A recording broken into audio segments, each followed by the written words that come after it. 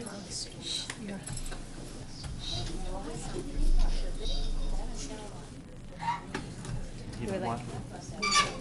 think we're on. You were on. Good evening. Welcome to tonight's May 16th Newmarket School Board meeting. I'd like to welcome you all here. It's wonderful to have such a full audience. I think we should start by saying the Pledge of Allegiance. If you could lead us. I pledge allegiance to the flag of the United States of America and to the republic for which it stands, one nation, under God, indivisible, with liberty and justice for all. Like your second to last time, or is that? This is like my last meeting, and then the other one. All right. Yeah. It went by fast. All right, as is customary, I will read the mission statement. The Newmarket School District is committed to the highest standards of quality education.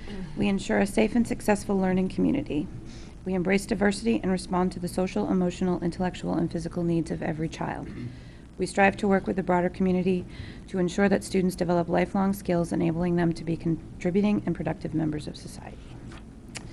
So with that, we move into recognitions. We have recognized the top 10 graduates, which is very fun.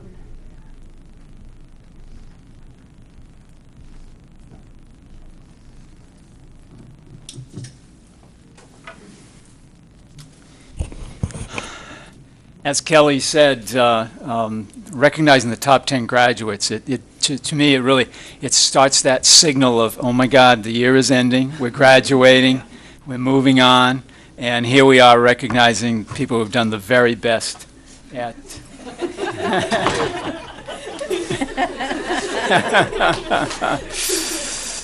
You handle that well, thank you. Just really represent the very best of just hard work and perseverance and all that it takes. And it's your credit to, obviously to yourselves, but also to your parents.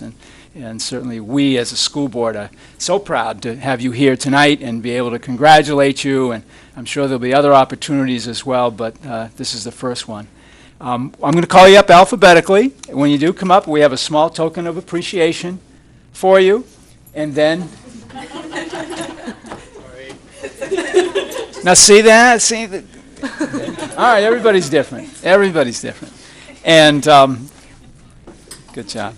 And then once you do, you come up here. We'll give you the small gift. And what I'd like you to do is form around that semicircle. Just create a line up there because this will be a great photo opportunity. I'm sure there'll be more to come, but here's one. Okay. So let me call you up one at a time here, alphabetically. Kristen Bixby.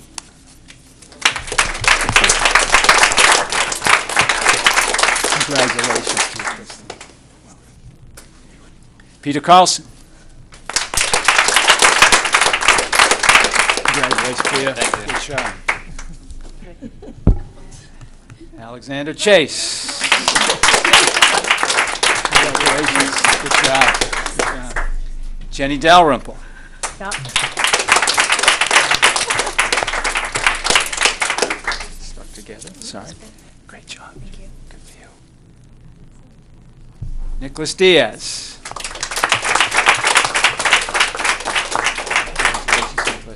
Thank you. You're very welcome. Ashley Fillion. Congratulations to you. Zachary Jaros. Congratulations. Eddie Pimenson.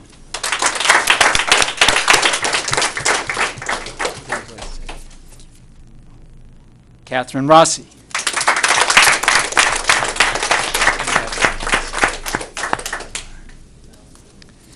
don't know if you'd like to say anything, but you certainly can.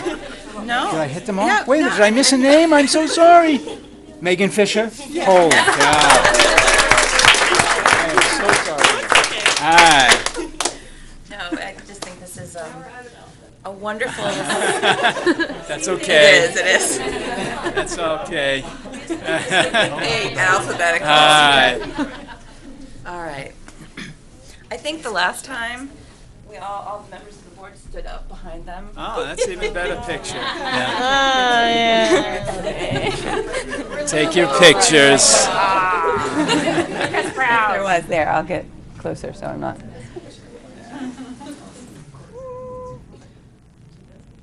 Congratulations. Represents lots of hard work standing right Okay. here.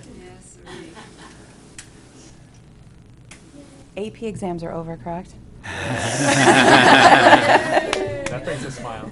All set? Got him? Awesome job, guys. You really make us proud. Congratulations to all of you, really.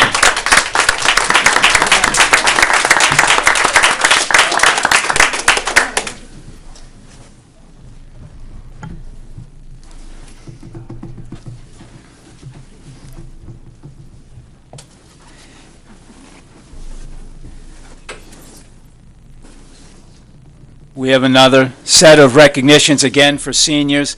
One of the themes that we've had throughout the year here has been recognizing student achievement from elementary all the way up, and so this seemed like a good time to bring in the class officers for the class of 2013.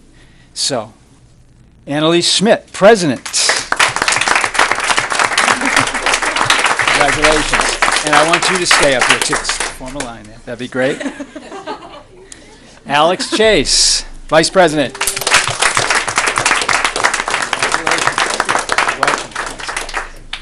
Jennifer Levesque, Secretary. Congratulations to you. Emma Valinsky, Historian. Very welcome. Carter Varay, Treasurer. All right.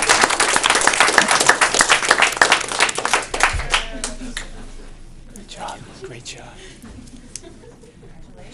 Congratulations to all of you. I mean, to be class officers, obviously I'm going to bet some of you had leadership positions all along the way. And to have brought your class to this point in time, it's terrific.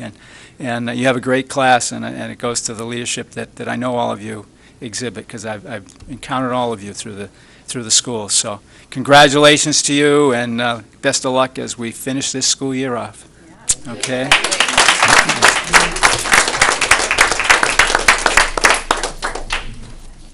We'll take a 5-minute recess now, and then individual members of the board get a chance to greet you personally, and then you get a chance to escape. So.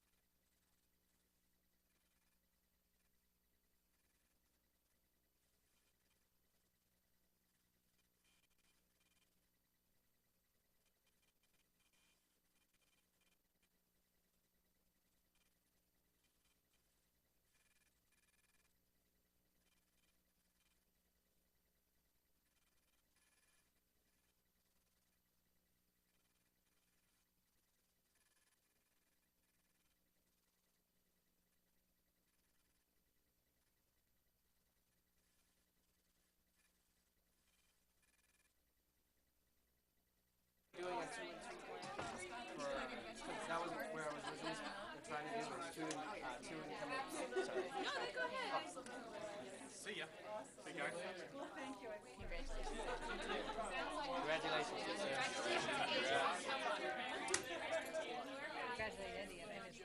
Sorry? I couldn't make it to everything, but. See you in a few hours. Thank you. See you in a few hours. Well, one is an envelope, and the other one is. Oh, thanks, Debbie.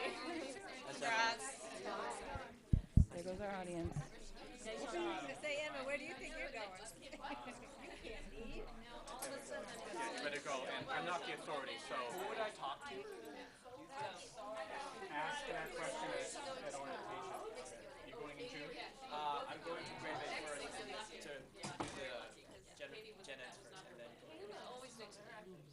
Call me, And it was funny because both of us didn't realize that she said it was her son, Overlock. Come on, do it, I will. Come on. That's what I. Come on, You're the chair. Oh, no, no. No. Darn it. Where's your sense of adventure? No. Money for a little bit tomorrow, but very lucky. Nothing. Very lucky. She'll be close to home for another 3 years. Yeah. That's nice too. What's the Very matter? nice. Have it here, so if you need to read it, we can share. I have to expand it too, because I can't see. I think we're back. Are we back? Someone tall. Can you hear me now, Pat? Can you hear me now? I can hear you now. Okay. All right. I'm trying to speak up a little bit. This is the part where we welcome visitors to speak. Anyone have anything to talk about? No? Okay. We'll hear from you in a little bit. All right, now we move on to approval of minutes. Did anyone have a chance to find anything? I'll make a motion to accept the minutes of the May 2nd, 2013 meeting. I'll second that. Any discussion? I didn't find anything. So all those in favor of the motion? Aye. Aye. Do I have to say those opposed? Yeah. Even though there's no one here to say opposed? Yes, Okay. yes. All those opposed? None. Motion passes. Abstention. There's no abstentions. I don't. Weren't we all No, here? we were all- Yes, right. But it's also important to state the outcome of the vote, All right, so it's, according to policy. oh, really? Oh, okay, see, I should know this. Motion passes. Motion passes 4 to nothing. Sure. Yes. All right, hey, I'm learning. Right, that worked. Now we're on to committee reports. Student report. Emma, this might be your last, right? It is, yes. Oh, How many days? There's 28 days. wow. Really, who is counting? Me. Yes. Okay, so on May 21st, the sophomores are having a fundraiser at Riverworks at 6 p.m. Like, some of the profits go to their class, which is pretty great. The Red Cross Blood Drive is tomorrow in the high school gym from 2 to 7. The student government and the student council elections are on Tuesday. I believe they're doing their speeches tomorrow. There is the National Honor Society induction ceremony on May 22nd from 6:30 to around 7:30 in the cafeteria at the elementary school. There's an improv show next Friday from 7 to 9. May 28th to June 1st is the 8th grade DC trip. Whoa, nice. Very exciting. May 31st is the junior high band's going to the Great East Music Festival. Wow. June 4th through June 8th is NEWA testing. June 6th is SST graduation. Today was Step Up Day, so the 5th graders came up to our school, and they had tours for around like 1 to 2:30, and the 6th graders went to the 7th graders. The 7th graders went to the 8th grade, and the 8th grade went home because they have their freshman academy in August. Oh, they must have loved that. My sister definitely did. There's a parents of 5th graders are having an information night over at the high school at 6 today. Both the Top 10 luncheon and the New Hampshire Scholar Celebration are on May 22nd. Track, they have their Seacoast qualifying meet tomorrow, and on the 25th they have their state meet, and I hear that there are many people that are qualified for both. Softball is 5 and 8. Baseball is 11 and 2. And like I said before, there are 28 days till graduation. I can't forget that. Anyone have any questions for Emma or? It sounds like the 22nd is a busy day. Yeah, right? Yeah, I agree. The so that's in Concord, right? For the kids for that program. Yeah. We're on the lawn. I'm really hoping to meet Maggie Hassan. Very excited for that. Oh, nice. That's the New Hampshire Scholars part? Mhm. Oh, very cool. Yes. We usually, there will be pictures usually, right? They always do. Mhm. Yeah. But can't wait to see Is those. that in the afternoon? Is that I'm curious Yeah. if that interferes with the top 10 lunch. It does. Yeah, they go where the kids are in top 10 are not going to the Hampshire Scholar thing. Yeah. Just the way things worked out. The restaurant had a perfect time open for them where at the same time we were leaving. So, Can't yeah. do it all. Nope. There's a lot to try and cram into these last Mhm. few weeks, actually. We can probably talk about it. Well, maybe. I won't get ahead of myself. All right. Superintendent's report. Just a few items. One is that further on the agenda, we have the spring sports participation report. I still have not received that, so we'll table that for another time. School Spotlight had its debut on Monday, and I'm very pleased we came out on time, and people got a chance, if they've seen it, to learn more about the art program at the junior senior high school, and it's available on Channel 13, amongst all the other programs that they make there. So, and it's kind of exciting to get that out there. We're now editing the next show, which is about I'll call it the programs that operate in the band room. So the music program and a lot of events that take place on the stage, be it plays or improv and so forth. And then we move on to other things. But that's the next one, and hopefully if we stay on schedule, it'll be about every 2 weeks. So a week from next Monday is when we hope to have that one out. Just a reminder that Christine Bluen and I will be meeting with the Budget Committee on Monday night. We've had some email exchanges with the Budget Committee chair around exactly what it is they're looking for, and Christine and I have already met. We're already prepared for that meeting. That'll be at 7 p.m. in the council chambers. The last thing, and it wasn't in your report, but you know I've been trying to find a date in August to do this school board retreat, and I've come up empty. We can't, well, we were looking at August 3rd and August 10th. And August 3rd, Gail cannot do it. August 10th, Cliff cannot do it. I'm open to ideas. I know a year ago when I suggested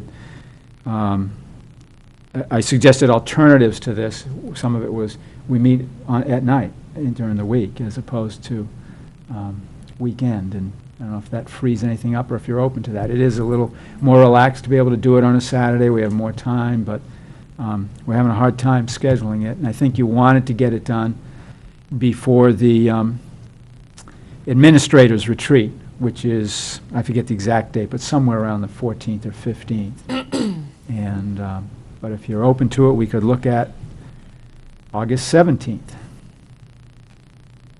I'm free on the 17th. I'm not. I'm sorry. Okay. Does it need to be in August? Could But can go we in look at July? Is that, We could look at July, sure. July 27th? We can. I have my family vacation. It's the only time we go, and it's pretty low. In tech. July? Yeah. Yeah. That's when mine is, but The Let's see what we can 13th do. and 6th is good? That's my family vacation. The 13th or the 6th? Well, What? it's from the 6th to the 13th. 13th. Yeah. Yeah, both of those don't work for me. The 20th, I have something in the afternoon. Oh, boy. How do we feel about Sundays? 27th? We said the 27th. You have something on the 27th, right? That's You're on my vacation. vacation. That's your vacation. Yeah. So there you are. Are we opposed to Sundays? I don't know how people feel about that. I'm fine with it. I'm okay with a Sunday. I suppose in the What- afternoon. Is that okay for you, or Yeah. doesn't? Yeah, in the afternoon, in August, or We could- July, or We could where go back we to August. throw out a date and I've see. got everything free in August so far, thank God. Yeah, my vacation time is more in July. Yeah. So. Any date look better than others? No, that was the silliest. That was Why the did you silliest. suggest it? Well, because I was looking at July. I'm sorry. Do you have Sundays in July? Maybe you should pick a I mean, I date could and we do it, should yes, see if we can. seriously. Oh no, I don't want to be difficult. No, just, Of course not, it's at your house. yeah. Oh, is it? You're Oh, that'd be hosting this year, great. yes, It's the yeah. old homestead. That would be perfect. Every Sunday except for the 28th in July is open right now. Oh. And I have a high-tech thingy that's up to date. Did I just endorse a conglomerate? I could do the 14th or the 21st. I could do, yeah, I could do either of those. I can do either. I can do either. Are you in July? Yeah. Okay.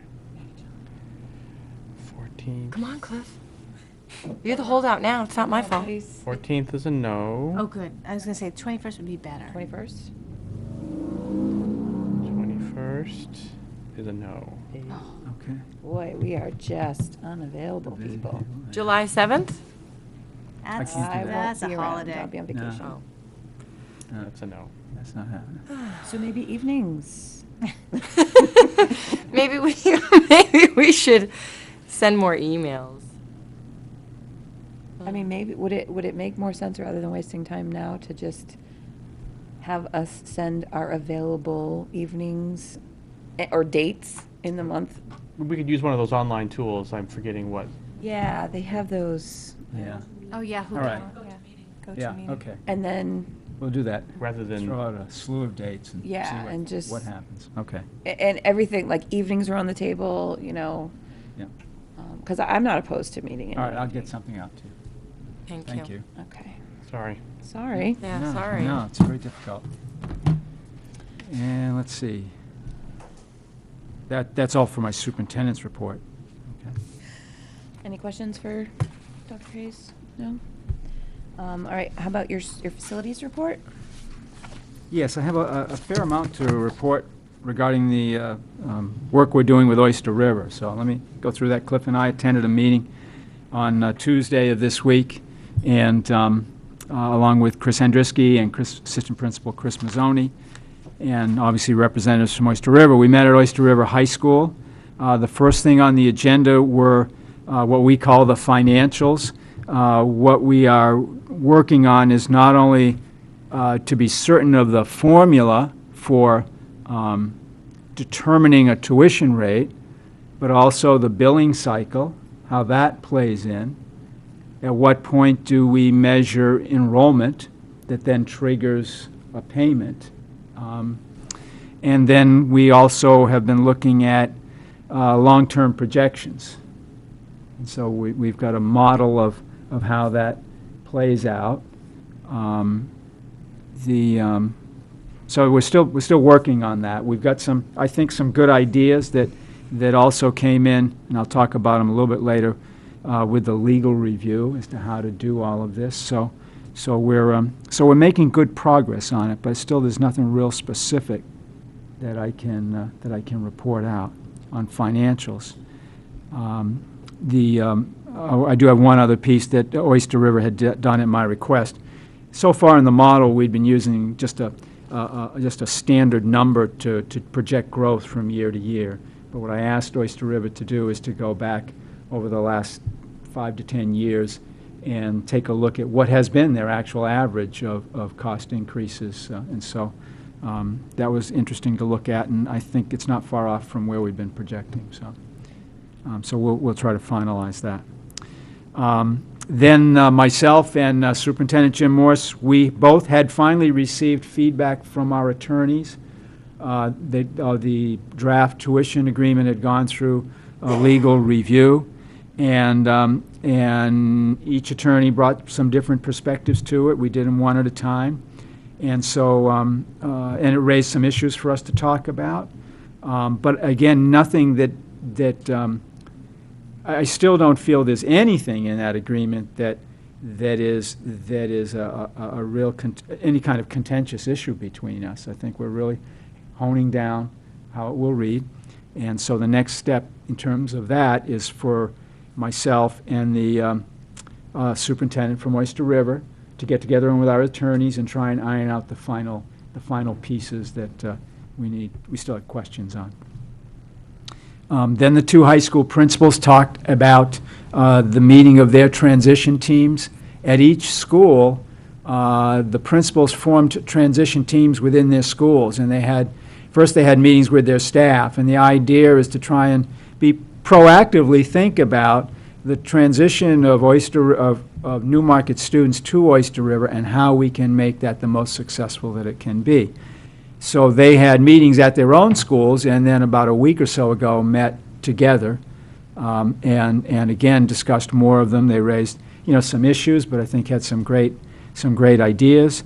And so for them, there's a next step. We decided that the directors of curriculum instruction from both districts need to get together, and it would be good to do it with these transition teams to take a look at, again, the value added concept. We all think that by joining together, that both schools can benefit in ways that they don't now experience.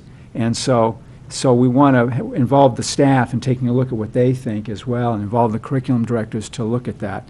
So that's something that'll be done hopefully between now and the next meeting. Then Superintendent Morse spoke a little bit about things happening in his district. Last evening he had a school board meeting, and he reported out the results of his survey of the community. I didn't get to see that, but I imagine it's on their website and people could look at that. What he gave us kind of the gist of it, which seemed to be that the results are generally supportive of tuition agreement and not really saying one community over the other. Again, you've got Newmarket, Barrington, and Deerfield. I think it was 2/3 of 592 households were in favor, is what I saw. Yeah, was it? That's what it was. Good. Yeah. That's So good. that's pretty Right. significant. They have scheduled a public hearing, public forum on the topic of tuitioning for May 30th. I assume it's in their auditorium at Oyster River High School. I don't know what time, but that is a time when they intend to lay out, again, these survey results, but really gather feedback from people about it. Oyster River has made a little bit of a shift in its decision-making process. Earlier, it had been that their school board would make the final decisions in terms of tuition agreement, and now they've decided that, as we are here in Newmarket, that it should be the voters to make the final decision. And so we talked again about the need to hold special school district meetings somewhere in October or November, with a sequence that would have us go first, and then a week or so later, Oyster River go, so that if we then make a commitment to wanting to be in a tuition agreement, then Oyster River has that information when they go and vote. And I think what they're trying to do is get the other two communities, Deerfield and Barrington, to be on the same cycle with that. It sounded like they were going to be doing that. So can I just ask? Yeah. So when they vote for this, is it going to be 3 separate articles? One that says, are you in favor of Barrington? A second that says, are you in favor of Newmarket? Or the third one, are you in favor of this school? How is it going to be? I'm not sure how they will write it, but as he said, if Newmarket declines to be in a tuition agreement with Oyster River, then they're not going to vote for that. Yeah. That's one option off the table. And similarly for Barrington or Deerfield. And do they have the same deadlines as we do? I know it's been stated, just correct me if I'm incorrect, but we're going to be making the decision in November. What about the other schools that are courting Oyster River? He said that they are now on the same cycle as us, that their intention is to make decisions as we would in the fall prior to an Oyster River vote. So that's a good thing. Yeah. Prior to that, I'd heard other timelines, but that's what he said last night. That's all I know. There were some comments made about Barrington potentially doing something to up the ante for themselves. Do you know what that? I hadn't heard You that. haven't That's like Was out not there mentioned. in the atmosphere somewhere, Yeah. that they made some, like, to make it more beneficial for them. So I was just wondering if you knew what that was behind the scenes. Has not been mentioned. Okay. I mean, he did, I mean, it was obvious that they are talking with all three communities, that conversation was there. How aggressive they are as compared to what we're doing, I couldn't tell you, but they are having conversations. And I will tell you, though, that, I mean, even with us, there's obviously a rumor mill out there that's Yeah. hard to control, so sometimes what you have heard Yeah. may not be real, so. The other question would be this May 30th public forum that they're going to have, or public hearing, actually. Yeah, I think that's what he said. Is that something that we could actually go to if we didn't speak? I mean, I know it's their public forum, but is that something that we can? I don't see why not, although he's expecting a crowd, you know, and I think their auditorium holds 500 or so people, and I think he's sent out, what do you say, over 5,000 invitations. They sent out personal Yeah, it's a big invitations to mailing. everybody, so it's a big mailing. Well, I guess, I mean, they wouldn't be like wondering what we were doing there. I mean, I No, just. I know, I think it's a public meeting. I don't think they can block you from going. They're not taking any vote there, so, I just, if we felt, I I'd mean. be interested in I'd be going. interested to go and hear what Same here. comments or, I you wonder know. if we could watch it here, because they have public. Do they television. they televise They their, televise also. they televise their school board meetings, but Do do they? they do these other Would that be live? I auditorium don't kind of know. things is It's the not the question. same station. It isn't? I live in Durham and I can't get your station here, and vice versa, I don't. know Oh, that. to stream it live, you mean? Yeah. Yeah, I get the Oyster River School Board. Okay. So maybe I'm wrong. Yeah, I don't know. I can't get mine. We I could. don't know, we can find out. We can find We out. have to May 30th, so. I have So- another question. So then, let me just Okay. finish the last piece, and then I'll get to questions. The last is that, so then the superintendent and I will then now put together a timeline, all the benchmark dates that we have to hit between now and the meetings, so we get things scheduled as soon as we can, so. Okay. That's it. What else you got? All right, does anyone else have any other And questions? then you'll put that timeline out. Oh, yeah, it'd be So- out there, once we have agreement over it, So but I people can imagine begin to he wants to understand. coordinate it with these other two communities too, so, So people can begin to understand Yeah. exactly what yeah. this is coming down the pike. Right. We agreed to meet, it's in June, we said, got to be after graduation. I forget whether it was the 17th, the 18th, and I don't have it written. Don't have it written here. 18th? Tuesday, is that Tuesday? Yeah, Tuesday, the 18th. That would be the next official. That's our next meeting with the Oyster River folks. Can I just ask, can Oyster River accommodate more than one school?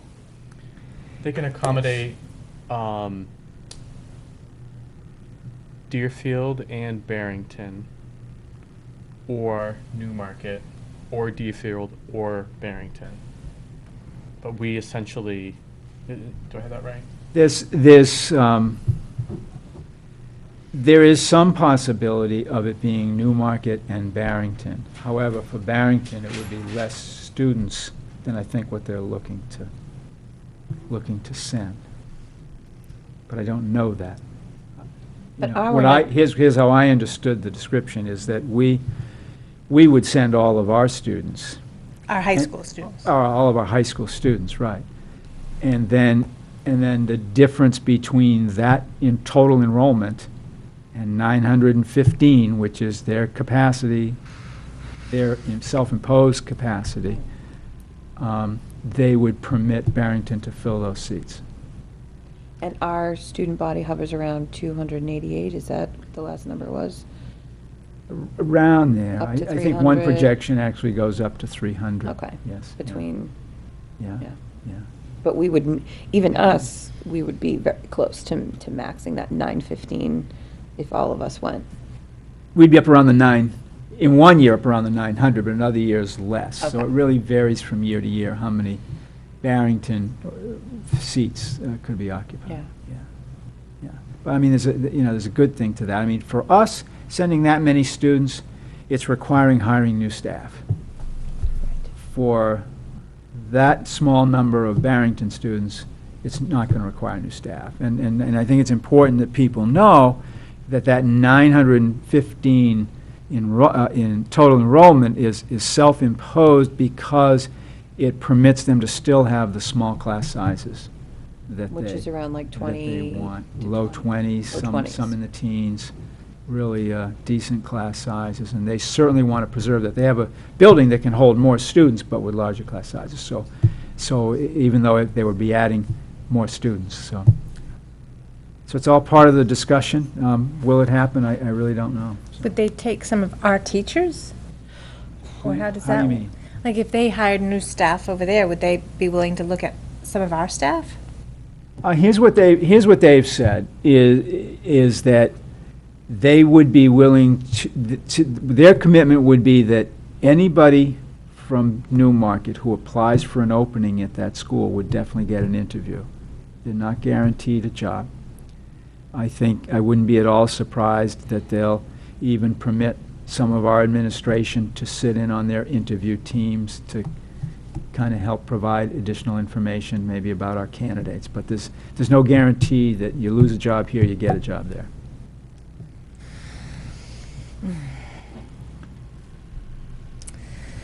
Okay. I had a sense that they were very interested in having some of our staff there for familiarity, Right. easing the transition. I think they value Yeah. that, largely from the student's perspective, particularly kids with exceptional needs. I guess it's difficult that it's not a guarantee. So looking at that, thinking, well, what do we do for staffing then? Because it can't be an automatic that all the high school teachers get riffed. You Well, just can't they- automatically do that. They just have to find a job somewhere else. They don't work for us anymore. If we didn't have I know that kids for sounds them kinda to harsh, teach, but it's that's the awful. reality. But I mean, and people need to know that that's what we're looking lose at. their If this job. happens, we would, and the school is And the don't- largest and employer Don't in the forget, town. some of the people who stay may be less than full-time. When you see the budget that's middle school only, remember, we have people who serve both middle and junior and senior. And so that budget is going to show you some staff that are going to be reduced from full-time, and yet hopefully will stay employed with us. And we have to, if they don't, then we're looking for somebody who's willing to come in as a teacher with huge student loans, to work part-time. As part-time. That's a big challenge, Oh. yes. Without a doubt, it's a big challenge. Yes. Yeah. So- Is there wording in the teacher's contract about, there's a specific clause for reduction in force? Yep. There's no wording about looking at who's more highly qualified or tenure before? Well, we do have that language. I mean, that's one of the reasons why we push for it. I mean, so we've This got new teacher contract. the new contract. If you look at it, I mean, I gave it to you before. If you look at it's the last page, actually, last couple pages, and it'll explain how that works. But we have a process, and we'll apply it. Any other questions? I just wanted Go to ahead. say, I mean, the transition piece, I think it is right now out in there's just, I'm hearing from a lot of parents and stuff that that's the difficult thing that people are having to struggle with, is which class is going to be the class if this happens. And the current students, I think Emma can probably speak to, there's a lot of rumors and mills, and is 2015 going to be the class that doesn't get... People ask me that all the time. Yeah. Ask me if I know, are we the class? Whose class is that? A lot of people are really wondering about And I think we need to make clear, again, that we as a board are looking at this as a viable option, but it doesn't, I mean, there's a lot between what we're doing now and actually having it happen, and the townsfolk would have to vote on it. I mean, so I just want to, try and alleviate some of that concern for some of the kids that, to go to school, in the staff, am I going to have a job? I mean, it doesn't make for, I imagine, a great atmosphere to be in that building. No, I know. But I'd like to make a comment on that, and it wasn't at this most recent meeting, but I think it was the last one held at Oyster River, which is probably, I guess, 2 meetings ago. We spoke to the subject of the transition piece at great length, and Superintendent Morse was incredibly tuned in to the challenges of that. okay, good. and being very much from the two student-driven perspective, and understanding how big of a change it is to our community. It was very clear that all of the Oyster River representatives there were very tuned in to the challenges of that and how tricky it can be. And I found that very refreshing, just Well, that's good to know. that they were, one, very concerned about that issue, but also really dialed in on it's really about the success of all of the kids. And they were as tuned into the success of Newmarket kids in that potential environment as we were. So it was really a kind of same team discussion, which was very, very nice. I guess I just worry, I feel that, I think of like that senior that went 1 through 11 to Newmarket, and then, however it would work, and then all of a sudden, he has to change, and that senior year, as you as parents know, is such a crucial year for them to be having to upheave themselves, and We could do a senior year because The we. prevailing concept is that as students enter their junior and senior year, they would, if that were the year of the transition, then they would stay at our school. It would only be freshmen and sophomores. Right, that's just nuts with, We because would- I could see freshmen making a jump and then having to do Right. complete high school 9 through 12. All right, so I'm So going to leave it to that's the you. prevailing conversation that we have. So it is being discussed, and I'm glad Oh, to yeah. hear that Oyster River is really, Yeah, and I think we all feel good because we're being proactive about it. It's not like it's gonna be an afterthought. We make a decision and say, okay, now let's worry about how we do this. We're really trying to think it through, so. And hopefully people are starting to pay attention. Yeah. Well, it's out there. Yeah. It's All the information is everywhere. on the website. It's here. You can ask anybody on the street. Yeah. There's Newmarket Solutions, there's a couple of different pages that we can go to. The information is out there. Well, I was going to ask, as you have these meetings, I haven't been to the website, but do you go and update that? We do update that. timeline? Yeah. Okay. And now, like, for example, I have a district newsletter all written, ready to go out tomorrow that has the summary that I just All right, went great. through. So people can get that. If you're not getting the district newsletter, you can just go to our website, and there's a link right there to sign on. It's pretty easy. Is there an alternate link on the town's website, so that if people are on the town's website? they We're can- going to do that. We haven't done that yet, but we talked about that. All right, that's good. Any other questions? I know it's a big topic. Yeah. I just wanted to, and it kind of dovetails well, just to speak briefly about the meeting on Monday at the elementary school regarding the 5th grade transition piece. I thought that was well attended. There was some great conversation. It certainly went from from east to west in the breadth of topics. But the thing that I came away with that was most heartening is that we're having the discussion now. And it's all, again, all about the success of the kids and, making sure that we're going to be supporting, should we tuition our kids to Oyster River, there's all these other things that would need to happen. And should we decide to move the 5th grade to the new middle school, that they are going to be supported very well. We've got a great professional, caring group of 5th grade teachers, and we're talking about the transitions now way ahead of the curve. So I thought that was a great discussion and a good breadth of folks that showed up for that. That's great. You want to stay with that? I know that's later in the program here, but do you want to stay and talk If about that? 'Cause everyone- I was unable to attend, I had Yeah. something else, so I'm really anxious to hear about what, so if everyone. I'm curious what everyone thinks and also what you think about next steps. What more information do you need, or questions do you need answered? Did you have, because it was on the program, do you have something that you? I didn't have anything more. No? I just Okay. wanted to discuss it, I guess. From my perspective, we, I think, made the same presentation that you had seen before. I think people really appreciated that. It's good to hear the research and the science behind why we do what we do. And the time spent on it is not something that everybody's jumping into. Right, right. And, you know, as Cliff said, that you had opinions that really ran the gamut, but I didn't hear a great deal of opposition to moving fifth grade, personally. But Okay. just wanting to do what's, as Cliff said, what's right for kids. Yeah. So, I definitely think that we need to look at it again, you know, maybe have it on the agenda here for one of our next upcoming meetings, so it's something that's televised in case parents can't make it. I know a couple of folks from the community had told me, you know, I really wanted to go, but I didn't have daycare or childcare, and they had thought it was going to be televised, yeah, we and couldn't do it. unfortunately. Yeah, it didn't happen. And I think because there was a meeting going on here, or it just didn't work out. So Yeah.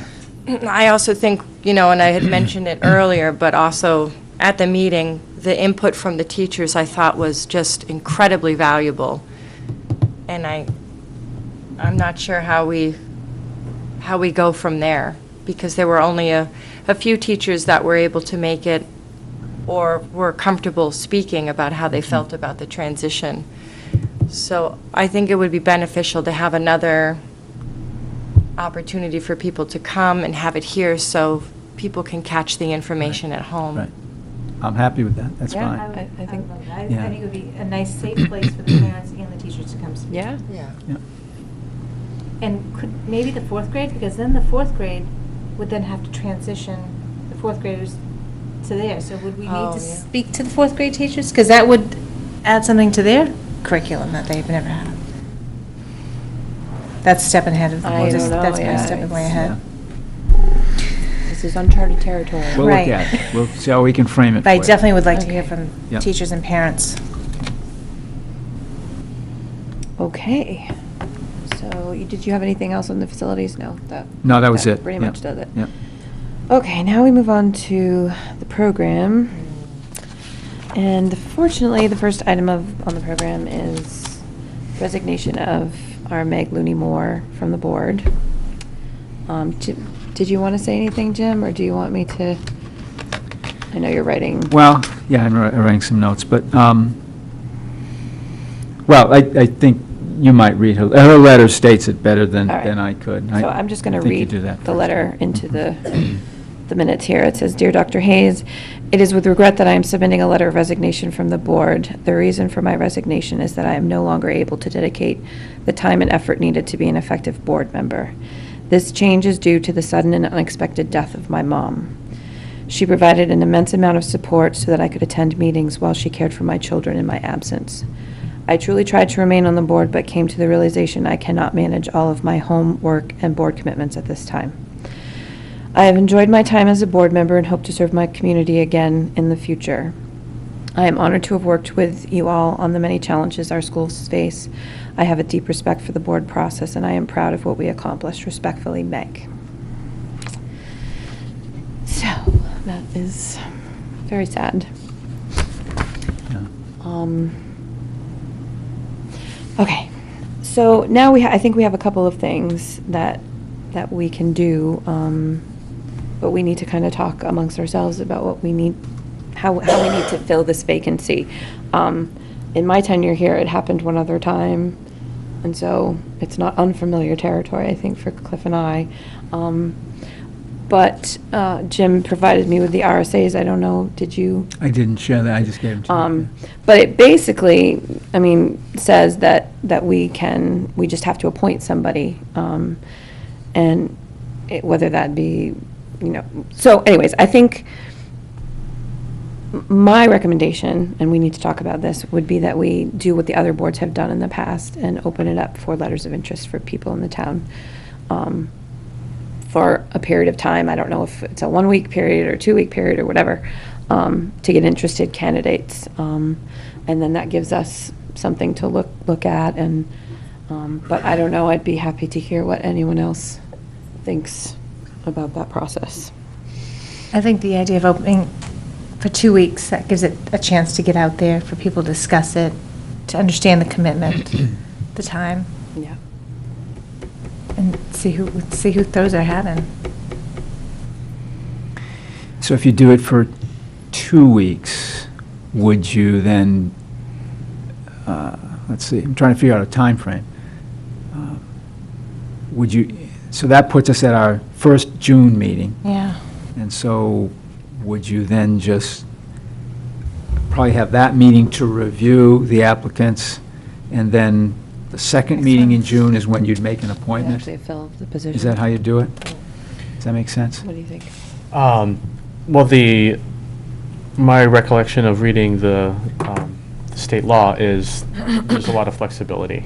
Right. It's, as in any governing body, elected body, if there's a resignation, that body appoints someone until, who serves, and then they'll serve out the present year. It wouldn't, so, well, in this case, her term is up at the time of next March's election, right? No, she would have another year. I think she Okay, goes she'd till end 15. up- right, right. Have another year. So, yeah, I knew that.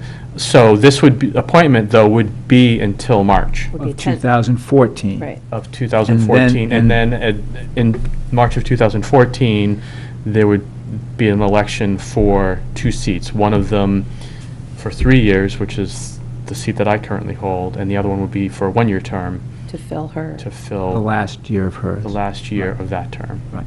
So it's not a multi-year commitment. Right. It's similar to the Now term, until if you will, March. of the Charter Commission. Yeah. Yeah. You could look at it like on-the-job training, like you could, and if you didn't like it, then you didn't have to run again in March, you know? But I would say, and hopefully there are people interested out there that would want to join us. But I would also say that they should contact Yeah.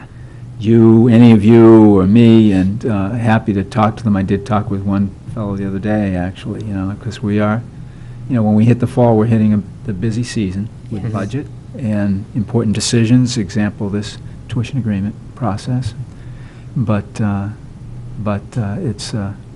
it's great if people want to serve their community, and hopefully we'll get somebody who will join us and be a good board member. Right. So what would the process, we need to tell them, like, would they submit their Yeah, I'll put something letters? out in the newsletter, and I'll put it on the website, but what they should do is submit a letter of interest to me. In a letter of interest, I would do things if you have any special qualifications, if you have experiences serving on other government boards, things of that sort. And then I will collect all of these, and then we can review them at our next meeting. We can do that in non-public. I know that, so. That would be the June 6th meeting. Yes, June So 6th. You would accept letters of interest up until that date, or? I'd say June 5th. How's that, the day before? Okay. Wednesday, June 5th? Because that would actually be 1, 2, it's almost 3 weeks. Right. Gives people time to think about it, talk with us, get a feel for, wow, can I really make this commitment? Because it is a commitment. And, Yes, it is. You know that, and so, um, then submit a letter. I mean,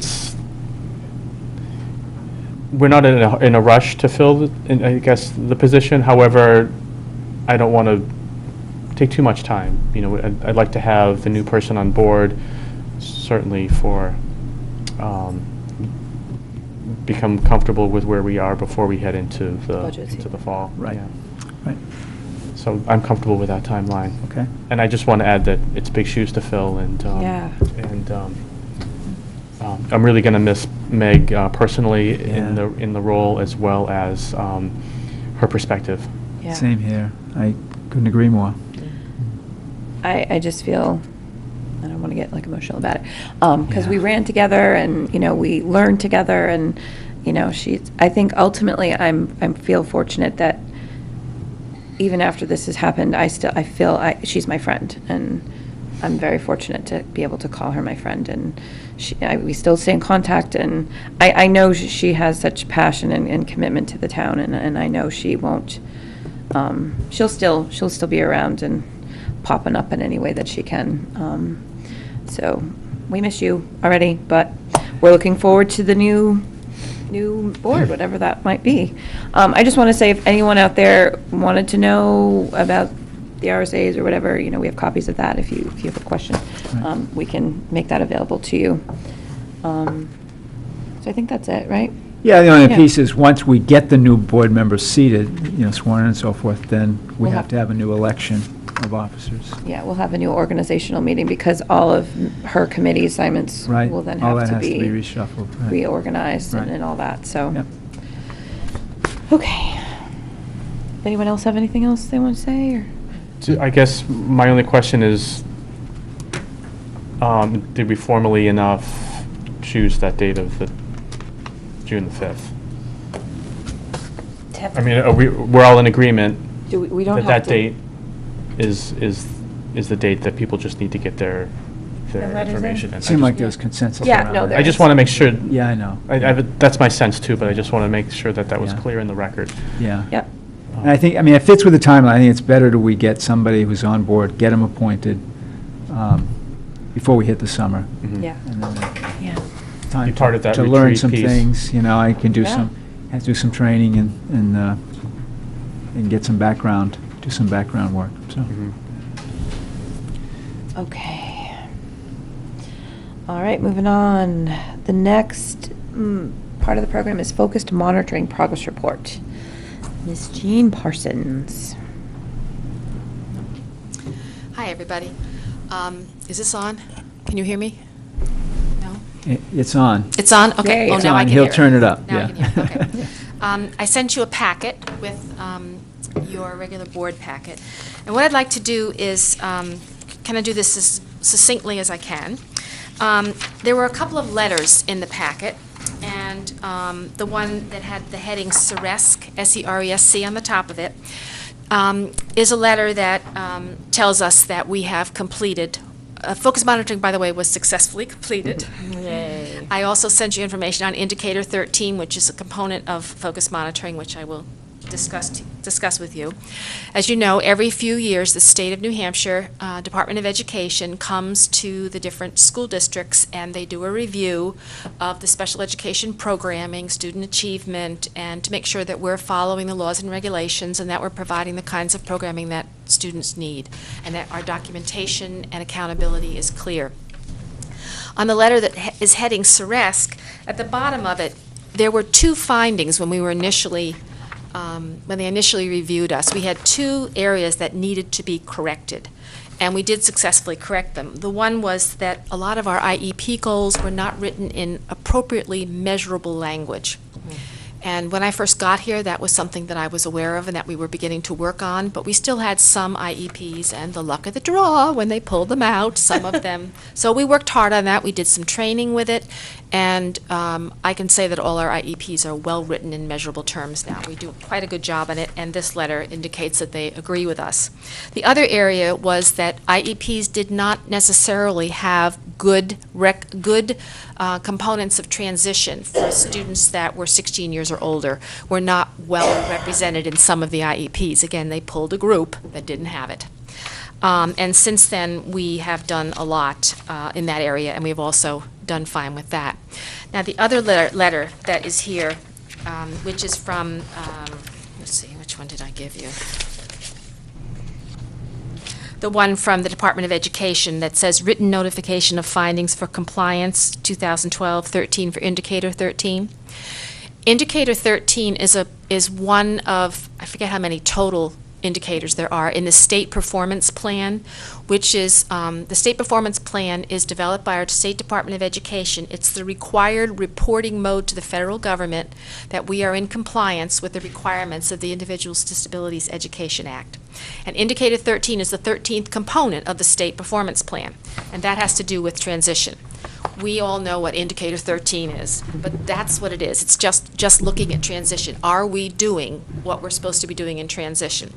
So I got a letter not long after we knew we were in focus monitoring. As soon as they had done our review and determined that our transition IEPs were not up to snuff, I received a letter that said we were congratulations, you were chosen to have an Indicator 13 review team come out and review your Indicator 13. Now, I had no idea why we had that. But anyway, they came out, they came out this past year, and we received on April 29th the formal letter saying how we did on Indicator 13. And I can tell you, we went from having some IEPs that were not very well done to passing with flying colors. We were verbally commended by the folks that came out. They were so impressed with the activities and transition services that we did. We not only had compliance with the indicators in the IEPs clearly marked and color-coded so it was easy to find, but we had whole separate files, folders on each student showing all the activities, which is unusual. So we really are doing a bang-up job on transition. So that was one component of the findings.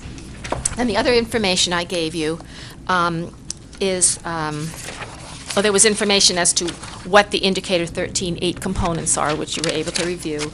And then there was another section that was the Program Improvement Plan, Process Corrective Action Plan for Focused Monitoring.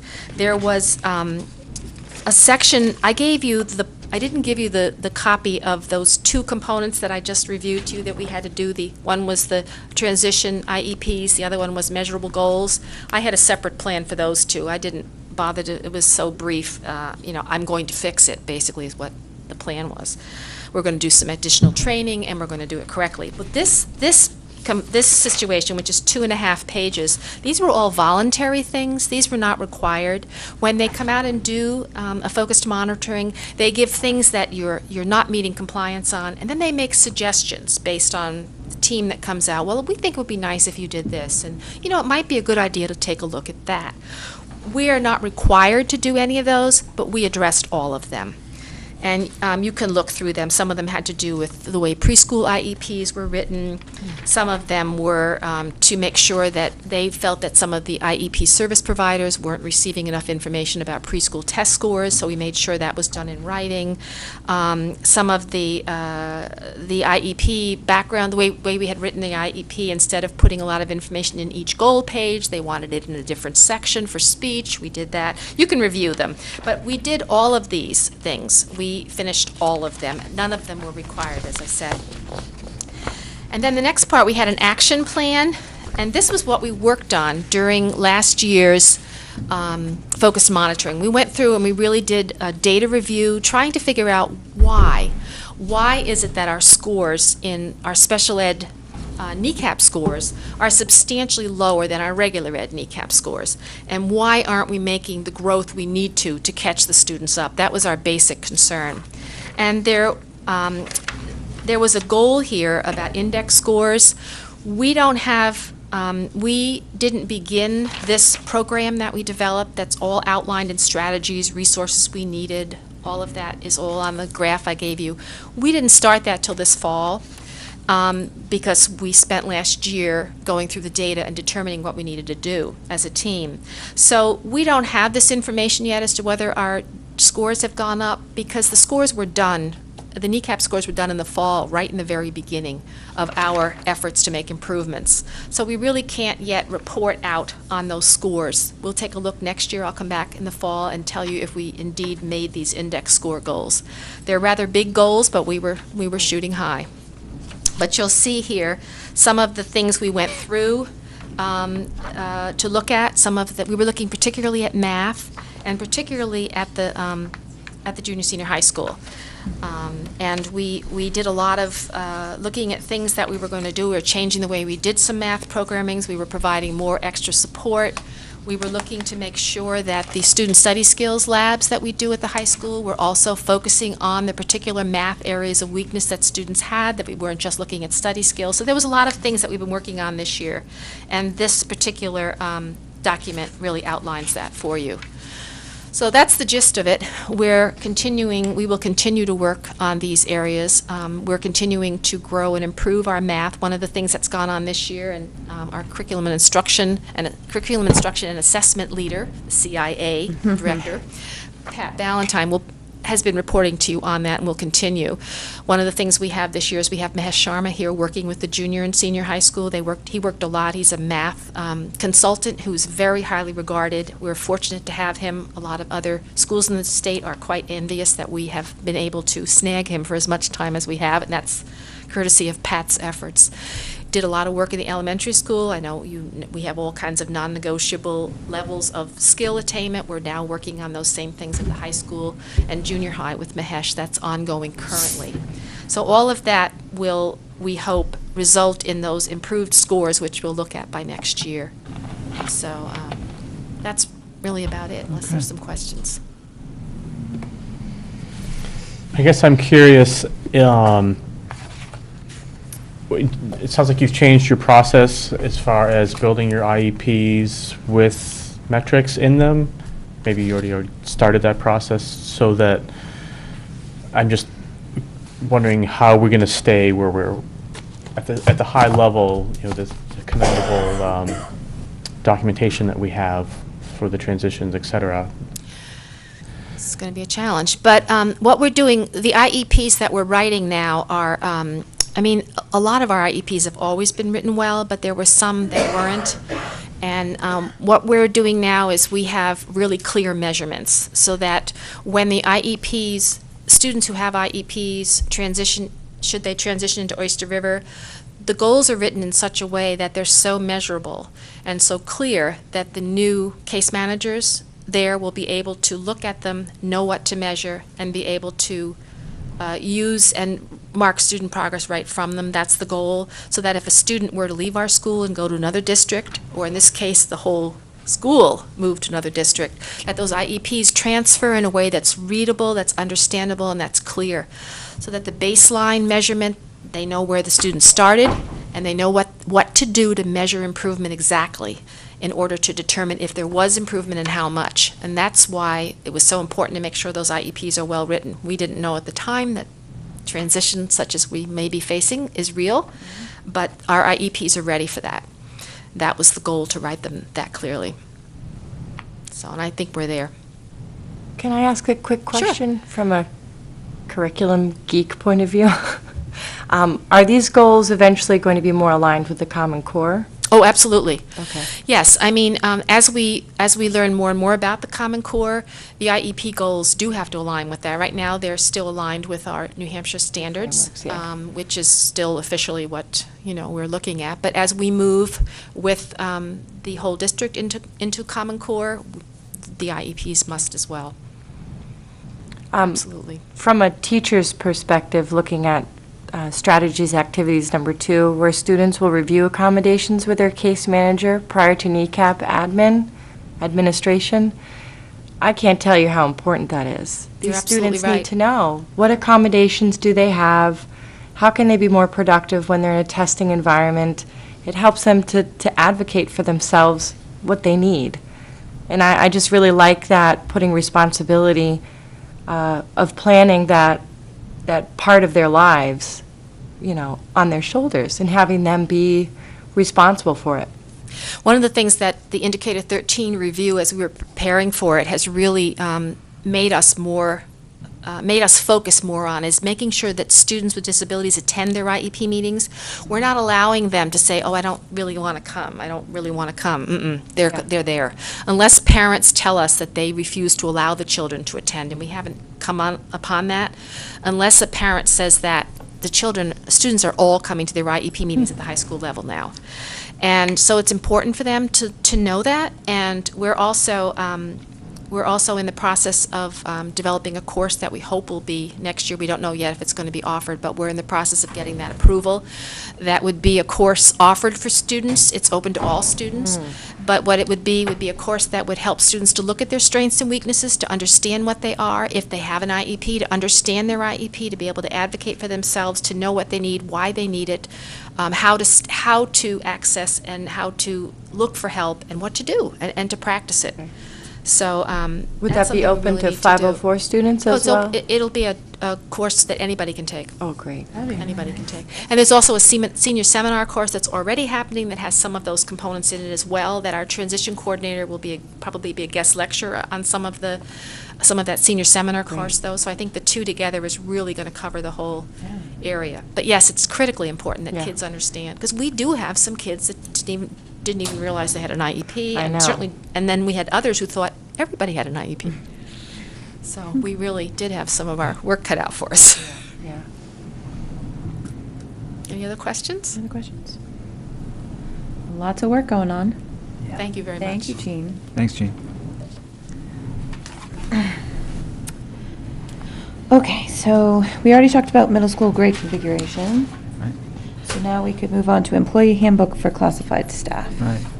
In your packet was this employee handbook for classified staff for next year. And this is a document that we put together a couple years ago that codified all of the policies, practices, protocols, et cetera, that affect our classified staff, which primarily are custodians and food service, our secretarial, clerical, administrative assistants, paraprofessionals, we have tutors, and some other specialized services. So it covers a broad range of support services, none of which require certification. So that's the differentiation here. And so sometimes we refer to them as non-classified, non-certified, excuse me. And so what we do in the SAU office every year is review this to see if we can make this a better document. We also add into it any changes that may have come through the budget process, and there are some in here. So what I'd like to do is go through them all with you, and then hopefully get your approval. This is obviously we don't have a bargaining unit, and so it's not a contract, but at least it codifies for everyone. I mean, no different than what you just heard there. When we finally put this together, we had employees here who for years didn't know that, oh, I have that benefit, or I have this. It really was, it was word of mouth or different documents. So codifying this was really, really helpful. So let me go through them all. On page 4, and I've highlighted them all in yellow for you, on page 4, we put more explicit language in there relative to medical examinations. There, the only thing that's written is that custodians shall submit a certificate of health signed by a physician. And in reality, the state law is that everyone that we employ is supposed to, and your policy does. In fact, the language that you see there, A and B, that I've added, comes directly from our own school district policy. Okay? And we have a form for that they can then take to their physician and try and facilitate that process. At the bottom of page 4, we had incorrectly labeled the technology operations manager as one of the persons included in this, and it's not. The PC maintenance technician is. The page 5, again, hourly wage employees, and we didn't have a comprehensive list. We listed paraprofessionals. We had not listed tutors and specialized services, and so we made that a complete list. Do tutors need to be certified? We have people not certified. No, they don't need to be. And what we're talking about there is tutors who are employees. That's a job title we have for some people. It's not just simply, somebody calls guidance and needs a tutor. Okay. But we have math and reading tutors. Okay. They don't have to be certified, but it's nice. It's really nice if they are. Okay. Let's see. Go through each page. On page 9, you see the salary scale that's there. That is a change. It's the one that was voted on through the FY14 budget process. The only thing that is different in there that I'm making as a recommendation is the very last line. You see where it says bus monitor. What was approved was a scale that you can see the range. It ran from somewhere around $11 up to $15. And it's our recommendation that you not have a scale for that position.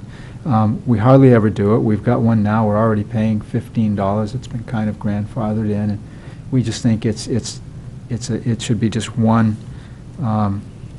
In order to attract people and be consistent, it's better to have just a one $15 amount. It's rare that we have them, but we do for an occasion. On page 10, again, it's just a procedural thing, changing the time at which time cards are to be submitted. Then under overtime, you see the last section there being deleted. let's see, it's referencing compensatory time. We don't do compensatory time. The third change on page 10 is simply changing the title to business administrator. Let's see. On page 13, it's language that comes in as a result of the Affordable Care Act, that now if they're opting out, they have options to opt out as well from health insurance, but now they have to present evidence that they have insurance in some other fashion. Also, Maine has become a state that recognizes civil unions, so we list those. We have an employee assistance program that all of our employees have access to, and because we're going to a different insurance provider, we've got a different phone number for them to be calling.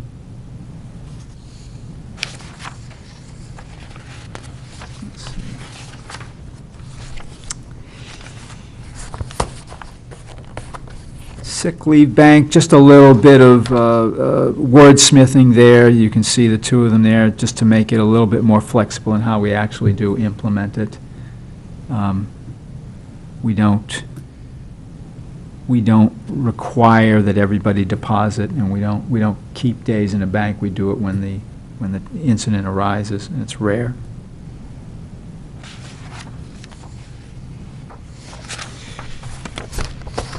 Would allow somebody else in my absence to sign off on bereavement leaves. That's all that is. 21, you see and tutors there. It's not like we're granting something new to tutors. They already had those certain holidays. It just they weren't listed, so there was an oversight.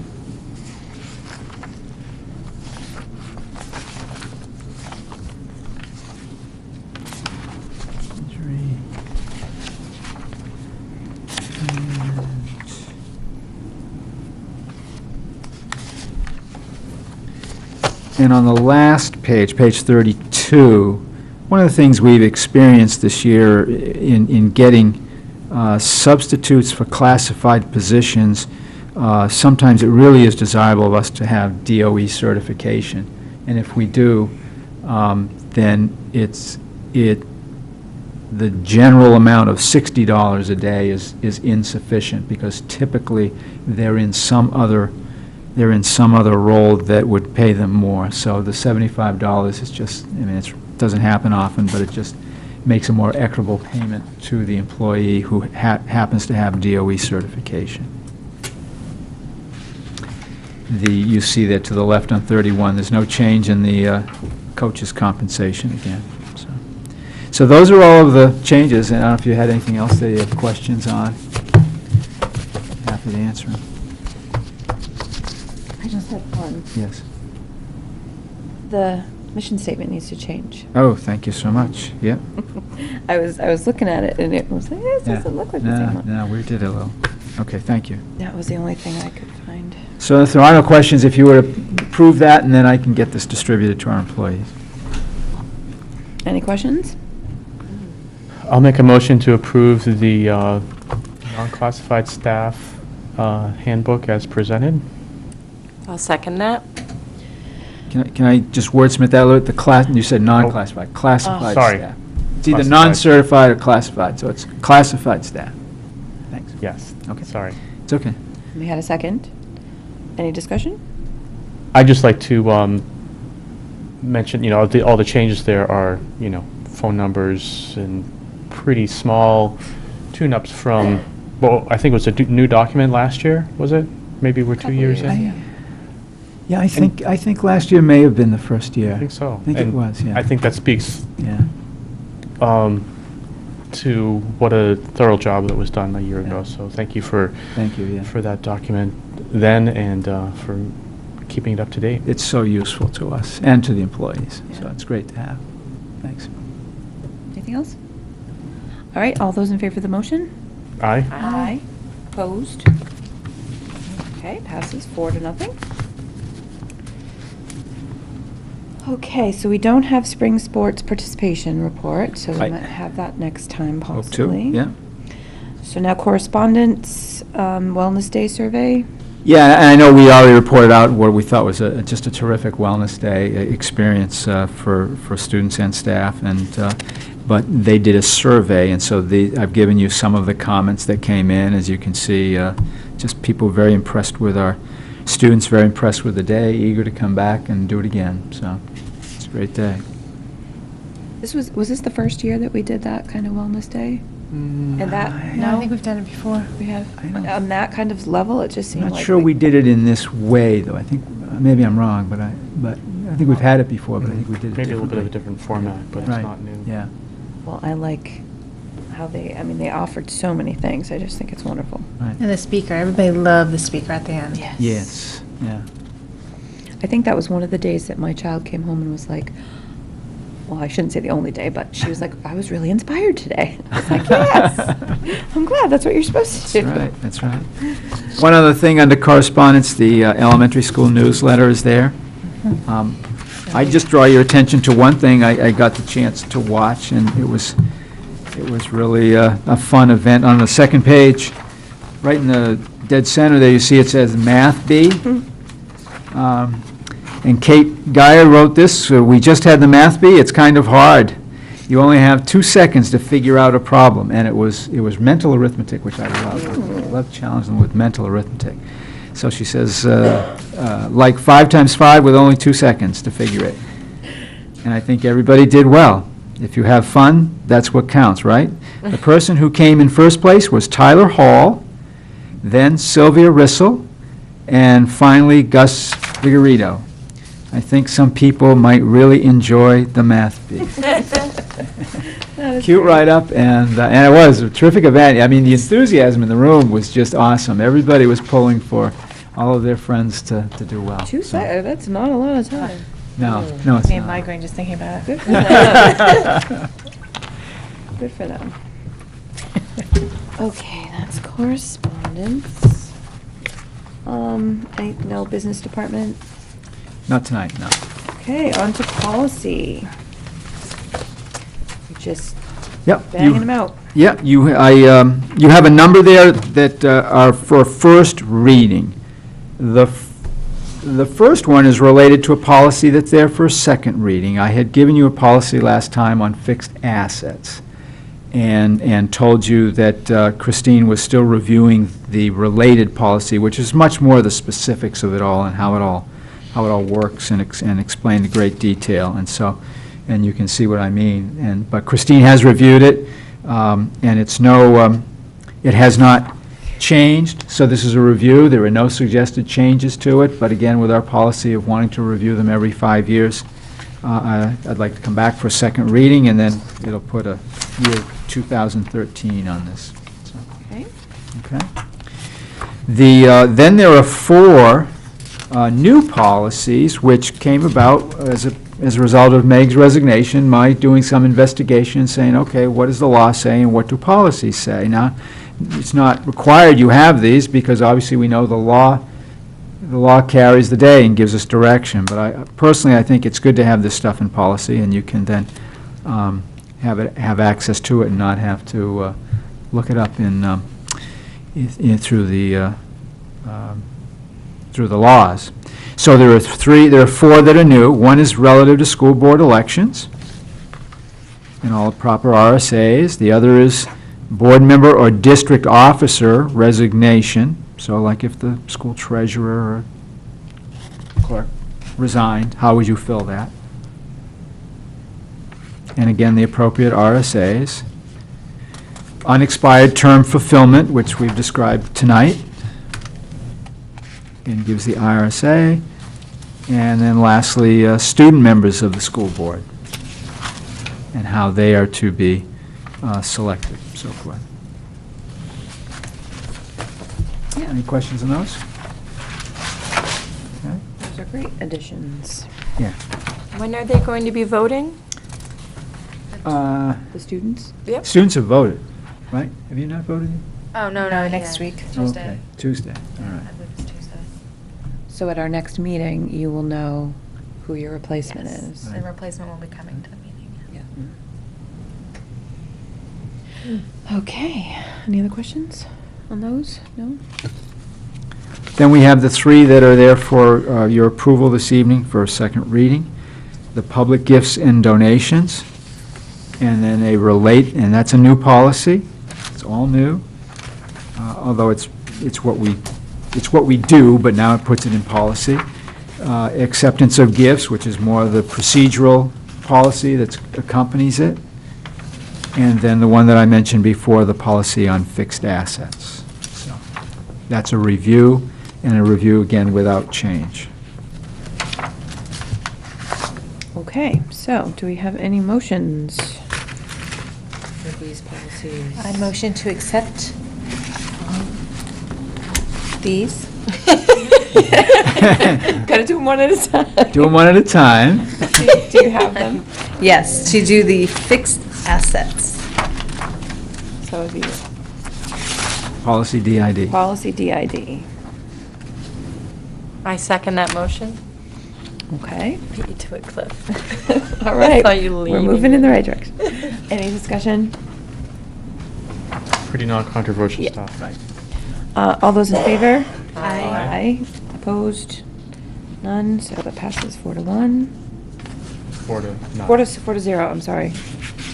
Keep doing my fives. All right, the next one. I move to accept the school board elections. No, Nope. We would be on to policy. we're only doing the second reading ones. Okay. So you'd say public gifts and Oh, public donations. gifts and donations. First reading, second reading. KCD. KCD. I second that. Okay, any discussion? Again, seems pretty straightforward. All those in favor? Aye. Opposed? Passes 4-0. All right, the next one. I make a motion to approve the acceptance of gifts. Policy. Policy KCD-R. Very nice. I second. All right. Any discussion? All those in favor? Aye. Aye. Opposed? 4-0. Thank you. Okay. Resignations. We have one letter that is an intent to retire. Thankfully, it's not at the end of this year. Yes. Got another year to enjoy the work that NCOS does, which is terrific. And so you have her letter that's an intent to retire in June 2014, and that requires your approval. Do I hear any motions? I motion to accept the intent of resignation. Oh, retire. Intent to retire. Intent to retire. And cost. sorry. Yeah, that's fine. Is there a second? I second that. Stuck on resignation right now. I know. Any discussion? I would just like to ditto you. I mean, I've worked with her, and she's just an immense asset to our school district, so I'm glad that Right. we can keep her for one more year, but I understand. She's been here, what does it say? 33 years. Right. That's dedication for you. Okay, all those in favor of the motion? Aye. Aye. Aye. Opposed? All right, that passes 4-0. Nominations. I have three for you this evening, one that was in your packet and two that I put on your desk this evening. First is Jason Carey, who I am recommending to you as our Technology Operations Manager. And he would begin July 1st. He's replacing Dan Seuss. You may recall Dan left us in December to go to North Carolina, and then for a while we tried to make a consolidated town school arrangement, and it did not work. So then we went out. We had we had an extensive process, I think, and had a terrific candidate pool. So we felt and it involved not only SAU staff, but building level staff and tech support people, and I involved Doug Poulin from the town. So we had quite a team there taking a look at them. We brought them back for site visit and put them through some tests, more or less, to see what they really could do. And Jason Carey came out the consensus best candidate. So looking forward to having him join us.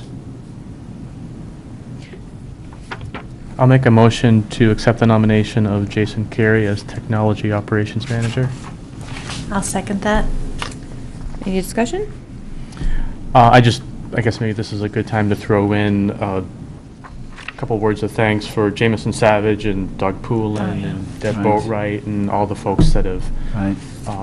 done some heavy lifting in the interim. It's been tricky times, and It really they've held has. their own, and It really has. appreciate it. Yeah, yeah. I mean, I hate to say it, but, I mean, I didn't put under resignations because I usually don't with classified staff, but Jameson is leaving us tomorrow. Is his last day.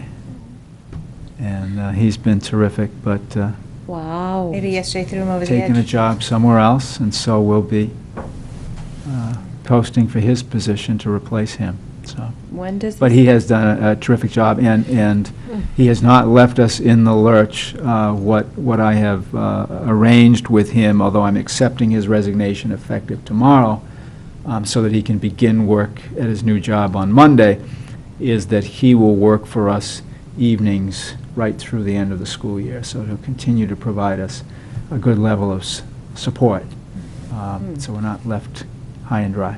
So When that'll does, happen through the end of the year. when is Jason supposed to start? July 1.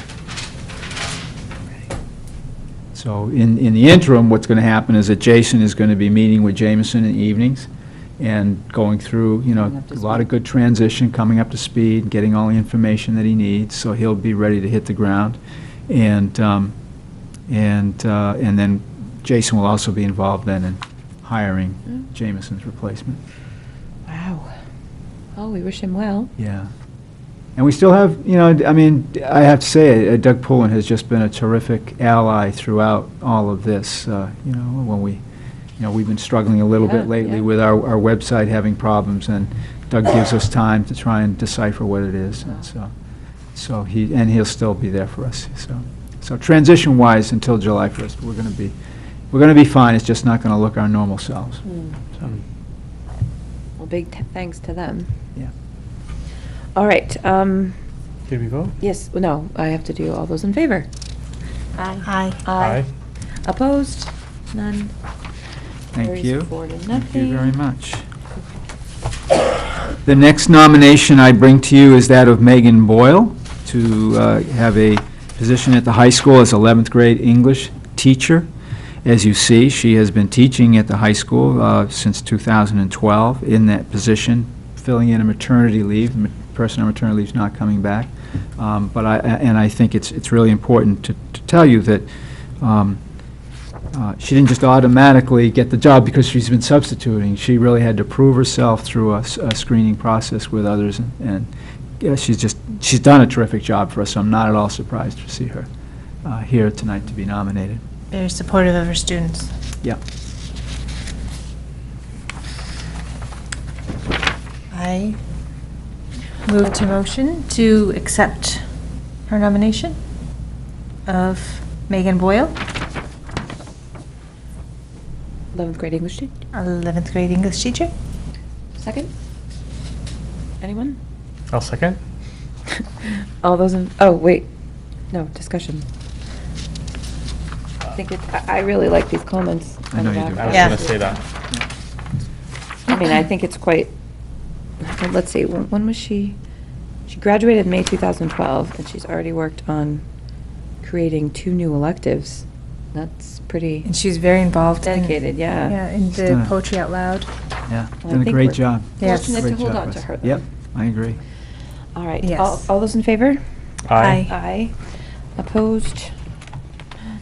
So it's 4-0. I think I'm missing something. I'm sorry. What do you need? Mine's blank here, but her certification? She is certified, yeah, just didn't get put in there. I just didn't know if it was I don't my have copy. it. No, I'm mine is sorry to empty. have just Mine's brought it empty up. too. I don't But know. no, I know she's certified. We wouldn't have had her I have teaching with no us. doubt in it. about it. I just wanted Yes, to, Right, okay. just an oversight. Okay, right. so Yeah. then it's, yes. Yeah. Thank you for catching that.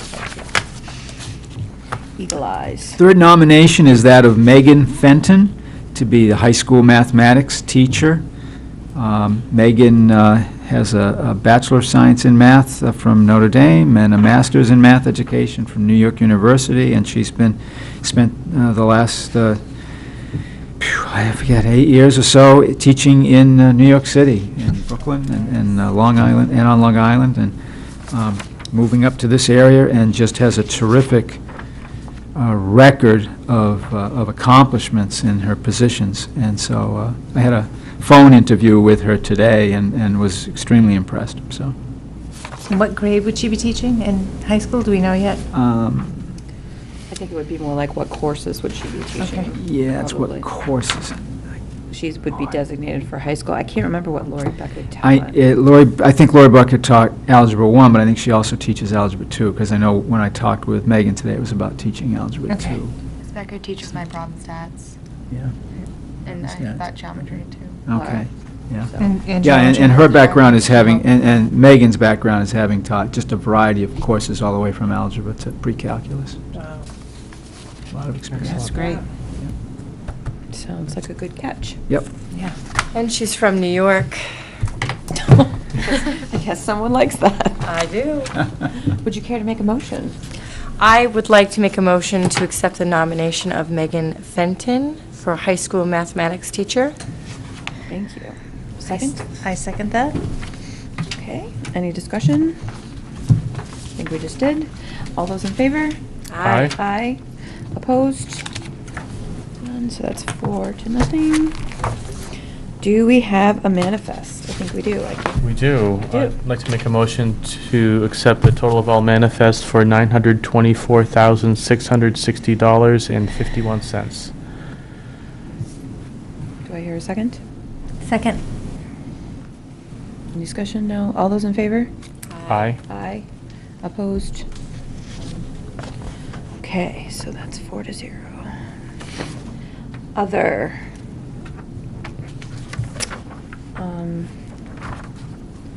I had a question before we went on to calendar, just real quick. I remember last year, back when we talked about moving to block scheduling, that there was some discussion about surveying the students and the faculty and the staff at the end of the year. Has that been done, or is that scheduled to be done?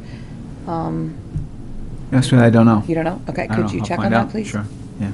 Because I would really like to hear that feedback. I mean, I'm hearing my own feedback at home. But, yeah. Okay, so. And you're asking for the teachers or the students? Well, I heard no, it say both, yeah. my understanding was that the teachers were going to be surveyed, the students were going to, because the concept was, this was like our pilot year, and that we could obviously tweak this if we needed to, if we found, because I think the big difference is that there's no study hall for the high schoolers. I believe junior high still has a study hall, but so, anyways, there was the question, well, maybe we could bring back a skinny. I mean, I don't understand the whole process of it, but I remember Mr. Andruski saying there was a skinny we could put in Talking there. like you do. I know the verbiage, but I don't know what it means. Well, I know what happens at my house during skinny week, so I don't. Yeah. So, that's just where I'm going with this. So cute.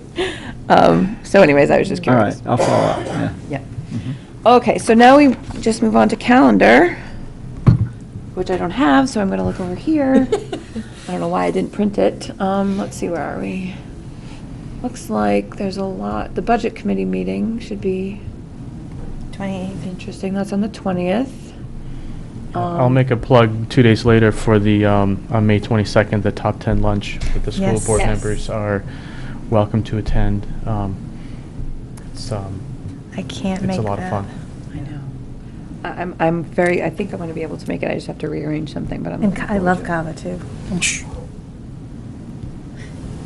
Avocado? No, Avocado. let's just move right along. I like Move along. avocado Let's too. just, yeah, let's just move right along. It's good with chips. What else? Memorial Day, we don't have reading my school mail on the anymore. 27th. Yeah, what's not on here, we have that budget work session at 6 PM on the 28th. Oh, it's the 28th. Oh, good. I Right. need to write that down, budget. Okay. What time again? 6 PM. 28, 6 PM. Is that in here? Or do we not know yet? I think so. I'll find out. Location, question mark. Okay. Cool, Memorial Day Parade, that's always good. All right, how do I move to, anything else for May anyone wants to highlight? No. Ooh, look at that. Wee. Ooh, I love this. Our next board meeting is on June 6th. So, just so we remember, there is an extra Thursday in the month of May, so we get that off, so to speak. And June 6th is when we're going to have non-public, is that correct? To discuss We will. There'll be a potential- non-public that night, yeah. Yeah. Then we have Drama Club, A Floating Princess on June 7th at 6:30. And 8th? Oh, I didn't get to the 8th, I'm sorry. Is that the matinee is on the 8th? Okay, Yep. Saturday the 8th. That looks exciting. Awards night for the seniors is on June 13th. Graduation, 6 o'clock on June 14th.